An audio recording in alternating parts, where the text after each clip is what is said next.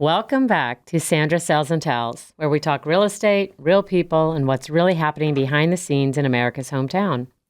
Today's episode is a great one because we're diving into something that impacts every homeowner, business owner, and future buyer in Plymouth, our local community. Today, I'm joined by Stephen Cole, the Executive Director of the Plymouth Foundation, and we're talking growth, development, small business, housing, and where Plymouth is headed next. So welcome, Stephen. Hi, Sandra. So glad to be here. Thanks for having me. I'm excited to have you. This is going to be fun. I think so. And you're going to educate us because I think so many people are not as educated about what is the Plymouth Foundation. Oh, because there's nothing sexy about economic development until people realize really what it is. So is that your first question? What's the Plymouth Foundation? So let's start with that. So the Plymouth Foundation is a 25-year-old nonprofit based here in Plymouth. It was started essentially to provide economic development services to the community. It is styled legally as the Plymouth Regional Economic Development Foundation. And that has a lot of implications. I mean, we're not just working on things in Plymouth. We'll work on things in other towns. Plymouth is the center city. A rose by any other name is still a rose. We're a town of Plymouth, but we are in many ways the center city for our region. And so we work on projects that will, of course, help enhance the economy for the region. But also as a foundation, that has other legal implications. So we're largely privately funded. We do have a contract with the town of Plymouth to provide specific services. It's a fee for service. But we exist entirely independently. So we're an independent nonprofit 501c3. There's 13 board members. And if you go to our website, plymouth-ma.biz, B-I-Z, you can see who those board members are. But there's a cross-section of really great civic leaders, political leaders, and small business leaders on that board. That's fantastic. So tell me what led you to the Plymouth Foundation. Oh, well, so prior to this role, I was a town planner in Carver, a community just next door. And a very similar profile in a lot of ways to Plymouth, maybe from 50 years ago, right? Still many more cranberry bogs, largely residential, very little commercial development. I started my career in a municipality, specifically in municipal finance. It evolved into an interest in economic development, and I've been doing that for 20 years. And so when this opportunity arose, I was unaware of it. A headhunter called me. I met with the board a few times, got to really understand what Plymouth was about, because economic development is innately democratic.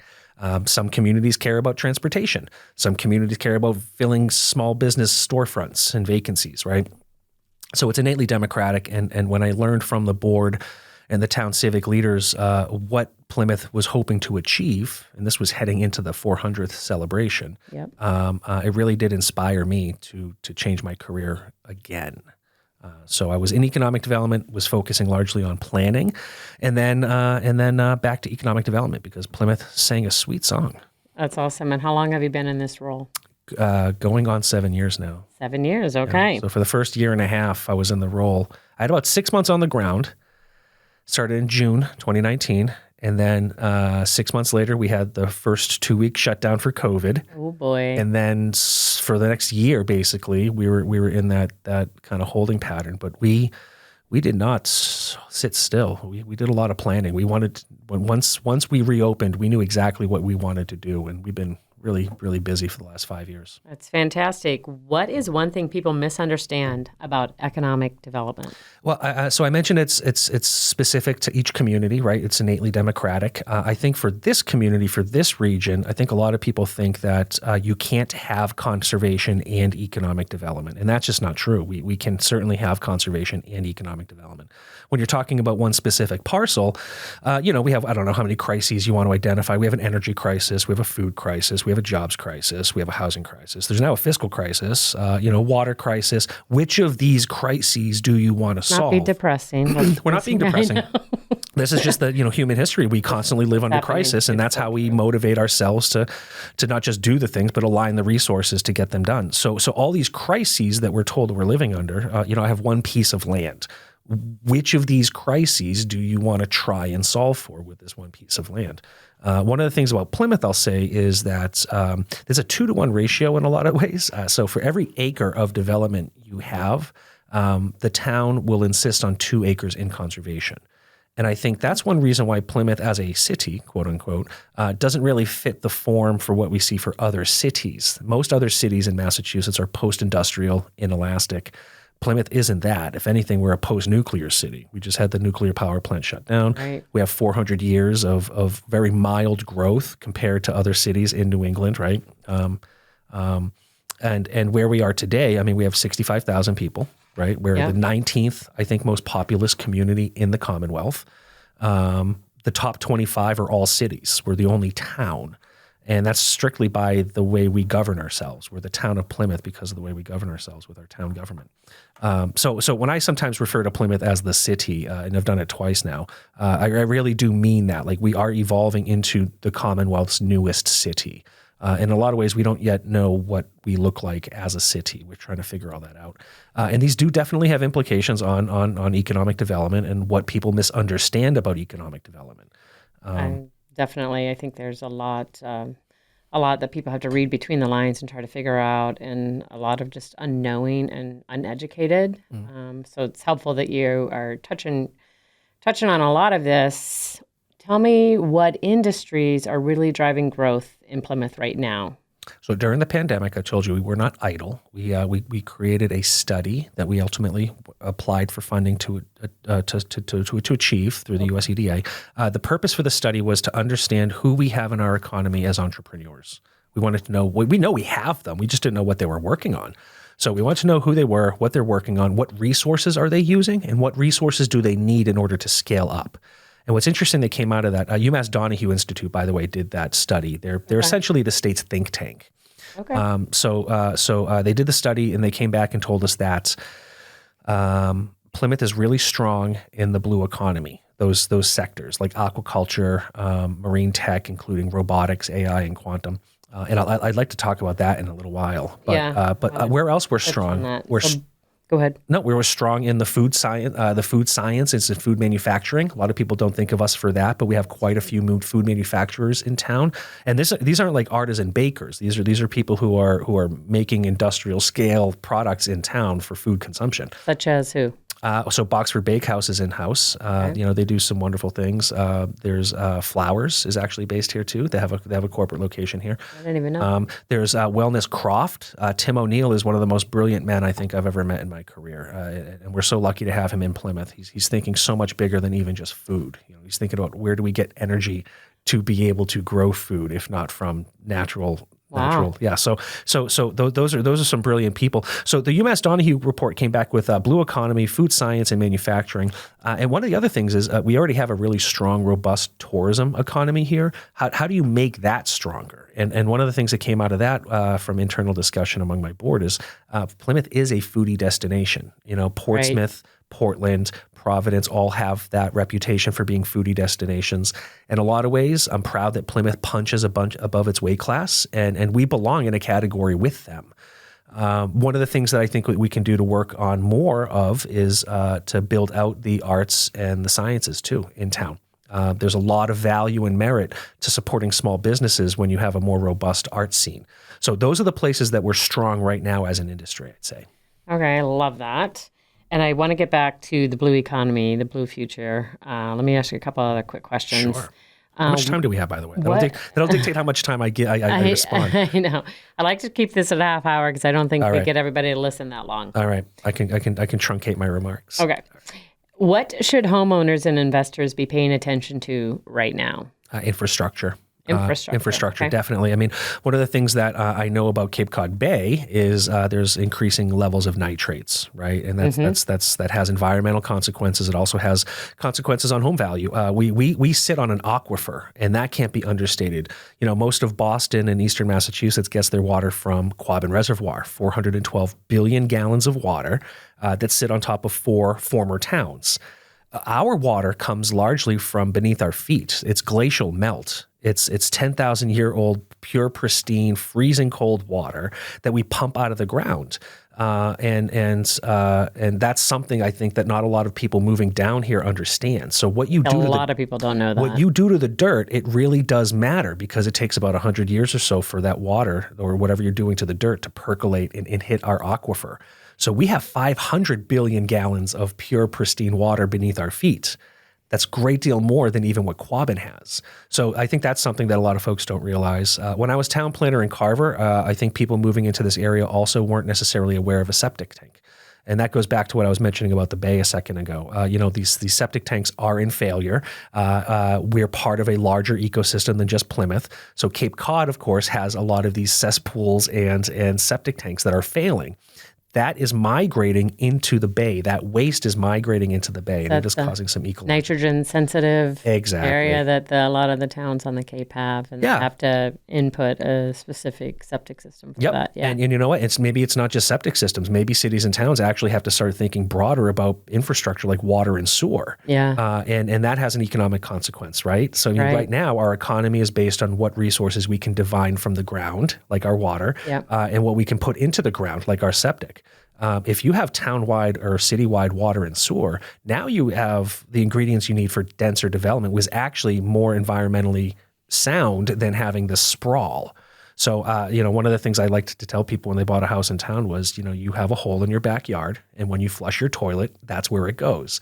And that has to be 150 feet away from the hole that you pull water from to drink.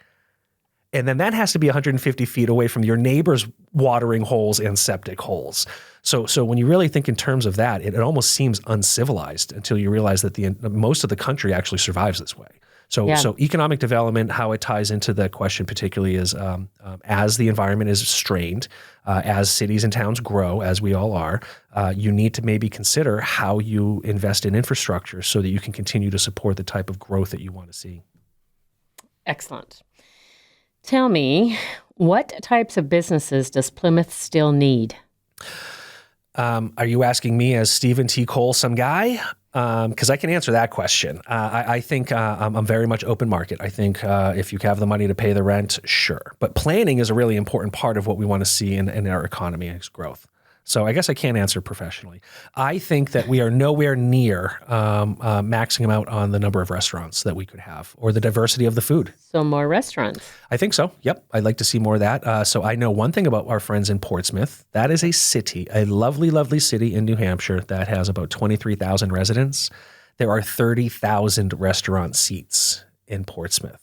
Wow. So how many is in Plymouth? 12,000, which is still a lot. 12,000 seats restaurants, and that doesn't. And we have about what 60,000. Yeah. So half of Plymouth right now can go to eat in Portsmouth, whereas in Plymouth only maybe about a quarter of people can go out to eat. I think we can do better, and we don't have the diversity of the food either. I would love to see a Lebanese restaurant in town. We just got a delicious Indian restaurant. Yeah, we're getting some pretty good diversity. Yep. I'll definitely say that. Yep. We're definitely getting some diversity. There's some amazing restaurants in town. So you're saying that we need more, and I hope that they would be able to sustain the business, because I know we've had restaurants come in and they're not able to stay open.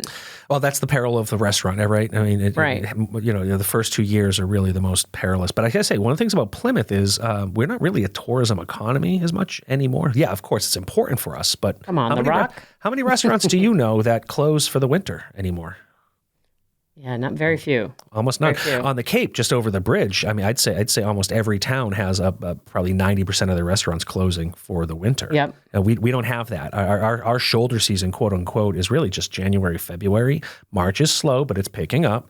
So it's really those 2.5 months that you might have to maybe worry about making more money for the summer, right? But I would say that one of the things that works really well for Plymouth too is that a lot of town residents come out to eat. It's not just tourists that support this base. Agreed. So if you're delivering a good product, you stand a much better chance of success, I'd say, in Plymouth. Very true. I would also say that we have to concern ourselves with higher paying wages. We have 16,000 people who drive into Plymouth every day to come to work. That's essentially our servant class. 60% of those people are making under $40,000 a year, Sandra, and that we need to do better. There's 23,000 people who leave Plymouth every day to go to their jobs. Those folks are making into six figures. So you And they're can't. leaving Plymouth. And So, then- like going into the Boston in the city. Yeah, 11% of our workforce drives into Boston. About 3% drives across the bridge into Cape Cod. But in every instance, those folks are leaving Plymouth because they can make more money. Right. Those 16,000 people who were driving into Plymouth, they're mostly, as I said, in our servant sectors, right? They're making enough money that's enticing them, but 60% of those people are making under 40,000. So when you ask what types of other jobs or businesses or industries that we would like to see, I'd like to see more manufacturing attracted to Plymouth. Okay. They pay higher wages. You mentioned the blue economy earlier. One Yep. reason why we focus on that and we have our annual conference every year in October is because we want to make sure people know that Plymouth is a place that is available for investment in those marine technologies. Those sectors, those industries typically pay more. They're part of the sciences. So we really want to make sure that we attract higher paying wages for people who live in Plymouth. Okay, excellent. Let's kind of touch base. I want to jump ahead to the Blue Future Conference Sure. you host every October. Yeah. And you kind of touched on that a little bit, that you want to let people know that Plymouth has the resources available for them to bring that. Like, what types of businesses are you trying to attract to come here to educate them about this Blue Future Conference? Well, look, attraction is really hard. It's not to say that we don't do it because it's hard, but if you're coming to me, let's just role play for a half a second, and you say, hey, come to Plymouth. We have this great idea. We want you to be a part of it. I'm going to say, okay, you want me to relocate from where I am now. Do you have housing available for my employees? And you're a realtor, so I know you know the answer to that. Do we have any vacancy in our rental market or our home buyers market? It's small. Small. It's very small. Very small. So I can't promise this guy that there's any homes for his employees, and there's certainly above market, right? So who could afford them anyway? Now my second question is, well, okay, if I have to hire people, do you have the workforce that I could tap into? Another tough answer. Because we don't. Because our median age is about 45 here in Plymouth. And I mentioned that we have 16,000 people who drive into town every day to come to work. So we have access, but not every one of those people necessarily would be able to take a job that's in a high sector, high tech, high paying job sector. So I'm just simply saying, now I haven't even talked about where am I going to be, Sandra? You're trying to entice me to Plymouth. So you're telling me I have 2 acres available, but I have to cut down all the trees. I have to build the septic tank, educate me on that. And my water's coming from a well, so we'll have to infrastructure engineer all of that. And then it takes about 18 months to build something new. So do you see, this is why recruitments are a lot harder, because especially even in Plymouth. Because that does not sound enticing. No, it's a 5-year project at most. You're cutting down trees, so you're dealing with environmental complaints and protests. You're digging up the dirt, so you have environmental protests and concerns there. We obviously have a very strong and serious constituency of Wampanoags who are concerned about what's beneath the soil, and they deserve to be heard and understood and valued. So everything I'm saying is adding time to the project. And we haven't even cut down any trees And you yet. think that's been the holdback, but then how do you get people past that? So that's why we actually focus on things. I'm not getting away from your question, but I am going to pivot a little bit for what we do focus on instead of things like recruitments. We're focusing on entrepreneurship because it gives us a longer runway. Yep. So if there's a kid right now who's interested in robotics and AI and quantum, and he knows he can have some, explore the ocean's floor, or whatever he's working on as a software or hardware could help make things like aquaculture more palatable. That's very cold, very hard work, right? Growing oysters, growing kelp. But you can use technology to help mitigate some of what those strains are. If we have someone in Plymouth and we can help them foment their idea, bring it into fruition as a business, and now they're dropping anchors here in Plymouth. Their corporate headquarters is based here when there's just 2 people, and then they grow to 200 people. That's kind of the long game, but that's the game we're willing to play. Plymouth has 37 miles of coastline. Our whole history is based in maritime economy, right back to Cordage Rope Factory. So we're not really doing anything new. We're just repackaging this old idea to focus on the really cool new stuff like AI, quantum, and robotics. That's fantastic. That kind of leads a little bit to this next question is, what resources does the foundation offer to small businesses? So we help small businesses with their business plans. I mean, it's really important you have a business plan, especially if you're going to be looking for funding, right? Yep. So we will help you write your business plan. We will put you in touch with experts. We provide funding to give some small businesses access first to the Chamber of Commerce. You and I both serve on the board of directors. Yep. And so we know the value of the chamber in our area. And a lot of small businesses don't have the money at the startup phase to get involved and to pay that membership. Our executive director, Amy Naples, does an amazing job putting it in perspective. It's like a gym membership. You get out what you put in. 100%. So getting these small businesses in front of the groups that you and I work with most often, that's a measure of how successful they'll be early on. So we cover memberships for things like that.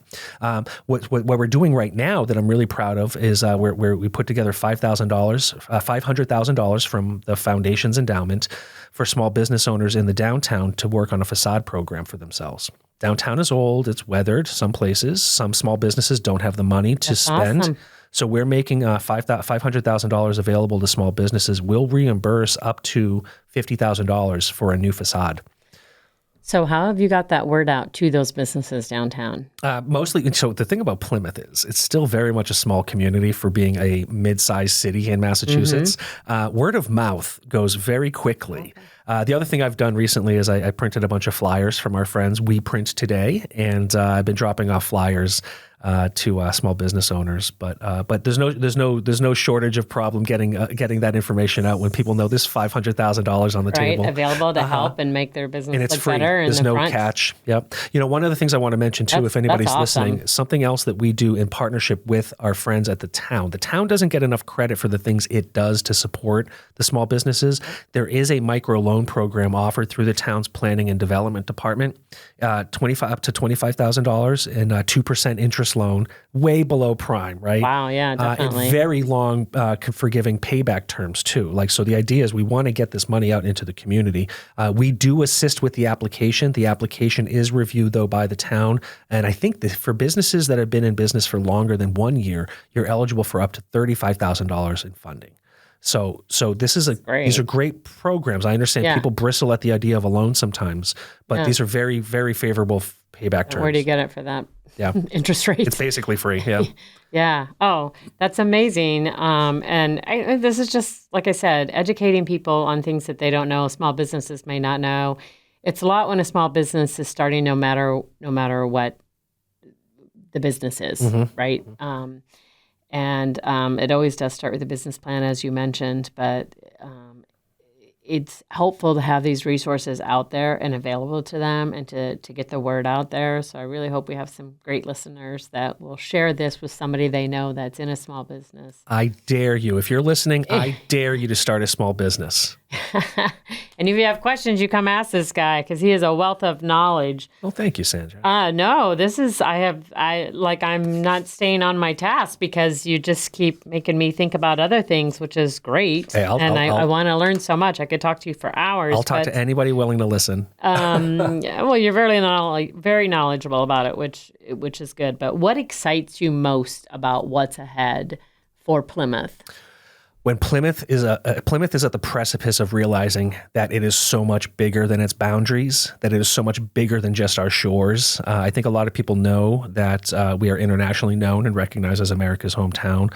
We have really great international relationships that we foster, not just through tourism, but as a result of this blue economy. The last year, you may know, we had Bill Nye the Science Guy here. Yeah. So that certainly put us on a pedestal. And there's 78 coastal communities in Massachusetts. Someone has to take the leadership role for being 78? 78 out of 351 cities and towns in Mass. 78 are considered coastal. Wow. And you said we have 37 miles of coastline. That's amazing. And look, if you're interested in investing, like the biggest square footage anyhow. There's like 134 square miles or something like that. 37 square miles of a waterfront.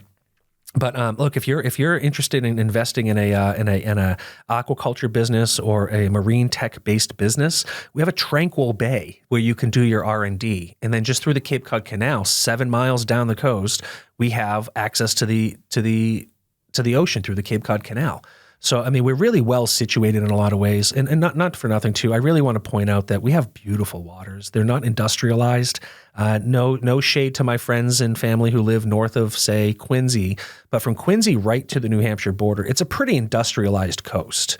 Correct. And that water needs to be cleaned. There's other different things that we can go down the rabbit hole and talk about for that. We don't have that problem here in Plymouth. We don't have industrial waste in our waters. So I think Plymouth is primed in a lot of ways for your investment. Excellent. What is one word to describe Plymouth's future? Optimistic. I love that word because I'm optimistic on so many things. And I'm not. So for me to just throw that out there, I hope your listeners realize like that I truly am optimistic about Plymouth's future. I love this. All right. How can residents better support the local economy? Spend local. Always shop local when you can. I understand there's some things you just have to get at a big box store, but get this. Here's an anecdote for you. Okay. I actually went to Walmart because I don't have a car brush and it recently snowed. Yeah. And my shovel broke too. So I was like, darn, I'm strapped for time. I'm going to Walmart because surely they have what I'm looking for. Sandra, Walmart did not have car brushes, and they had some weird shovels that I wasn't about to spend that money on. Oh my gosh! It was a local vendor that I found my products at. So I have to say, shop local and retrain your brain to think local too. You know, don't always go right to the big box stores.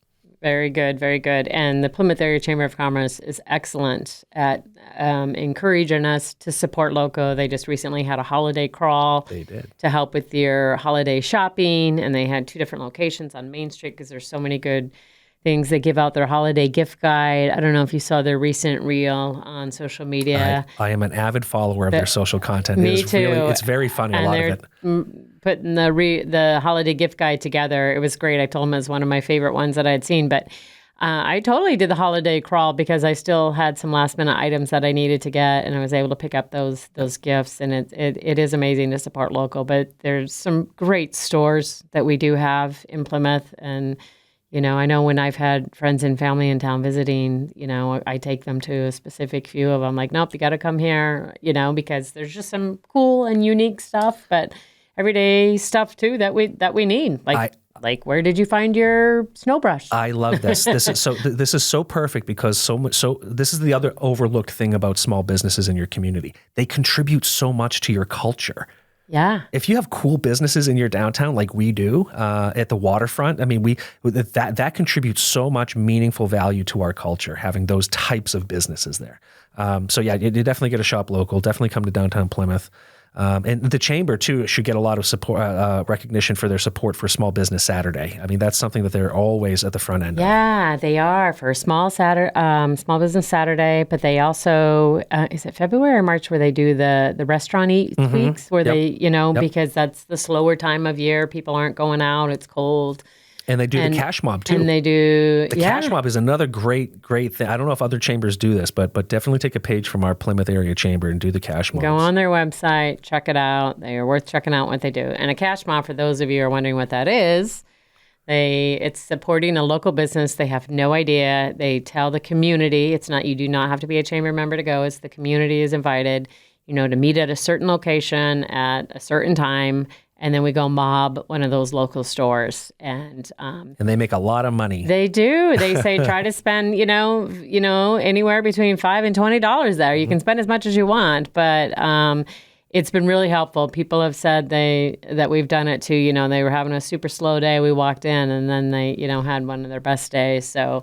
And it's a lot of fun because we don't know where we're going to end up. And I have found some really cool things when I've joined the cash mob. Like, oh my God, I didn't know the store existed. Do you have something that stands out to you as your favorite thing that you've purchased on one of those? That's a great question. Let me think about that while we're chatting.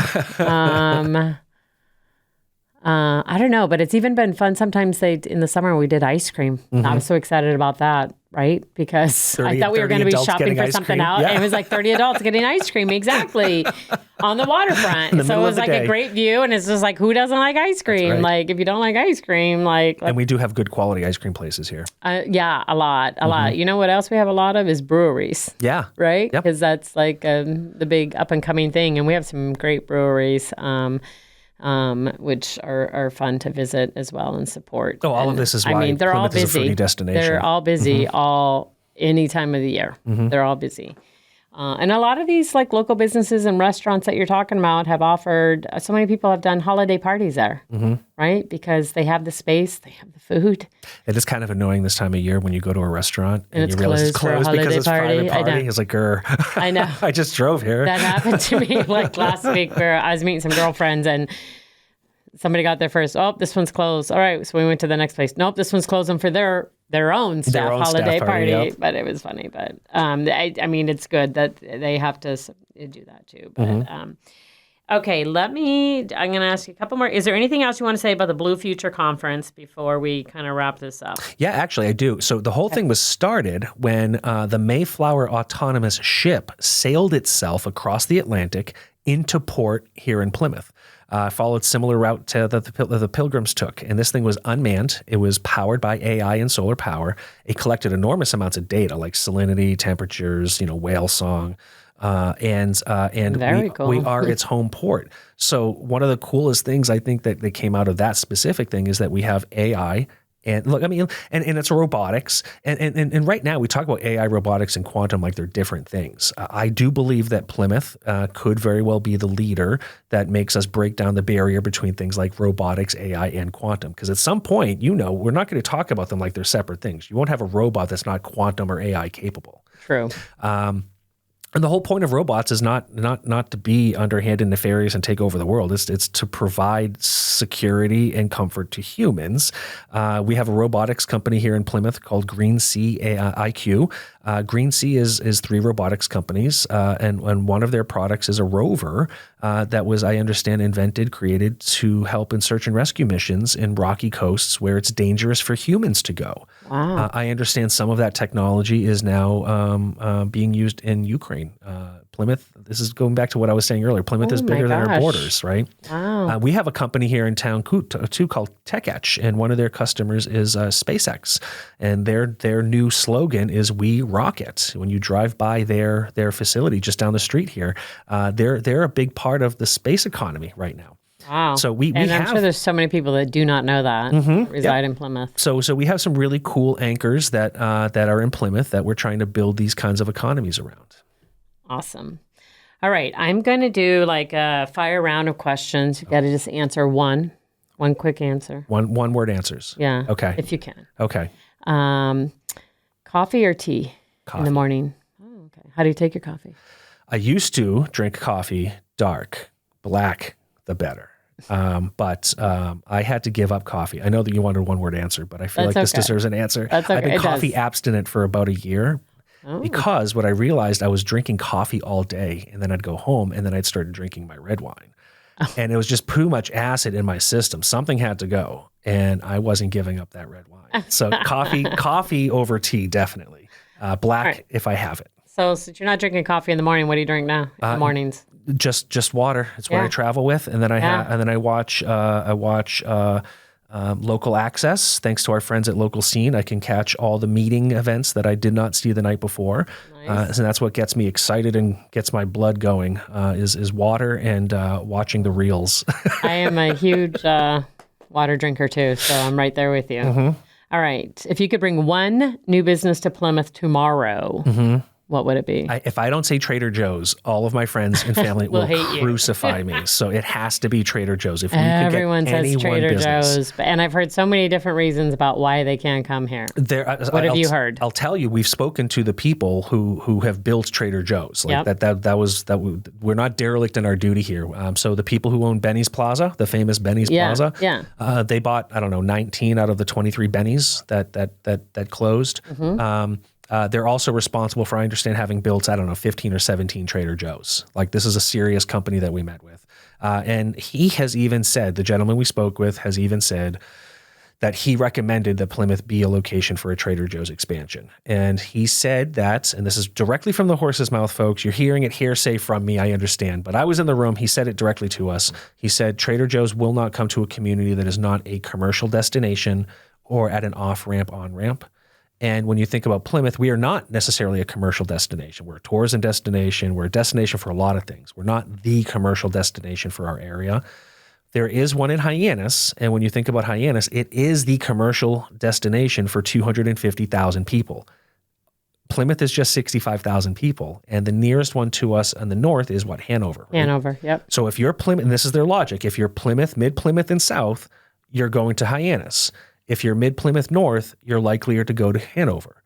And when I think of my own shopping habits, when I cross the bridge, if I have time, I do make it a point of going to the Trader Joe's in Hyannis if I'm on that side of the bridge. So their market, their research works. I understand what they're doing. Yeah. And it works in Hyannis too, even though there's no on-ramp, off-ramp there, because they have 250,000 year-rounders. And we still only have the 65,000. This goes back to Plymouth punching above its weight class. A lot of people kind of equate Plymouth with Cape Cod as though we're co-equals. Yep. I just told you, like Cape Cod is 15 towns with 250,000 people. We're one town, 65,000. Anyway. Okay. We punch above our weight class, but that's why we still can't attract something like Trader Joe's. 'Tis the season. Yes. So Christmas jammies or ugly sweater? I have both. But it's just what am I? You should have both. I'm not wearing Christmas jammies outside, but I am wearing ugly sweaters outside. Okay. Yeah, definitely. And I won't wear an ugly sweater inside. And I'll just wear Christmas jammies. You don't mind rocking it? Nope. What is one thing you do not leave the house without? My face. Every time I bring my whole head with me. Yeah. Well, I mean, I would hope so. I always do the pat down, wallet, keys, cell phone. So I'd have to say that is my, I am really bad. I've only been married for a little more than a year. So I've turned around more than once on my morning commute to go get my wedding ring because I still sometimes forget to throw that on in my routine. You take it off every night? Yeah. I had a jeweler tell me to do that too. Yes, I do. And I take it off as soon as I get home. We don't have to prove that we're married to each other when we're at the house. No, it's really just a status other symbol. little ways. Uh-huh. Mm-hmm. Nice. with ugly Christmas jammies. What is your favorite snack? It has been Reese's. Fairly recently, it was Reese's. Yeah, Recently Reese's. Recently Reese's. Yeah, I'm getting away from that, and now I'm really almost anything with peanut butter. I love Nutter Butters. Now I'm into Nutter Butters. I evolved from Reese's to Nutter Butters. I feel like everybody loves Reese's. Like your whole entire life. That's all I used to buy my kids for their Christmas stockings every holiday because if they didn't eat it, then I just had more. Can't go wrong. Okay. Favorite place to shop at in Plymouth? Like at your go-to store when you got to go pick something up. Oh, well, depends on what I need, but I do like the general store. You can't go wrong there. And lately, because it's the season, I love Bamps, toy chest. Yeah, that's really cool. Most of my money I spend in Plymouth is actually at restaurants and bars. What's your favorite restaurant in town? Oh, you can't get me on record for that. We have a lot of really great restaurants. Oh, I know. We have amazing. Honestly, and we have good diversity. So, all right, so I'll tell you what.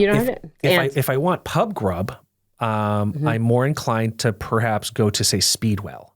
Okay. Right, I love their wings. On a cold, rainy, windy day, I love Kogi. You can't go wrong with their ramen, right? Yep. For higher end stuff, I absolutely love Cork and Table. I was there the other night. Yep. So good. It's one of the best restaurants in the region, definitely. Yeah. So it depends on what I want, but we have no shortage of really great options. That is so true.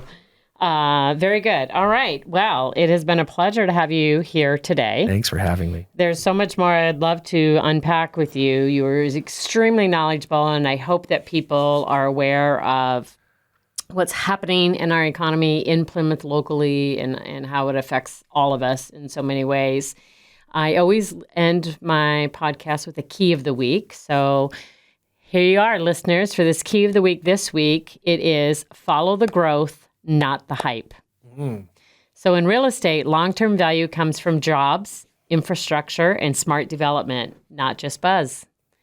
Your takeaway is look at what's being built around a property, not just the home itself. Key of the week, follow the growth, not the hype. This has been a great conversation, and I love pulling back the curtain on how our local economy really works. If you're a homeowner, business owner, or thinking about buying or investing in Plymouth, this is the kind of information that truly matters. Thank you so much for joining me today, Stephen. And to everybody listening, if you want to know more, I encourage you to check out their website, the Plymouth Foundation. Reach out to him. He is a wealth of knowledge. And then I'm sure he would take a conversation with you or an email. And until next time, Sandra Sells Tells. I'll see you. Have a great week and happy holidays, everyone.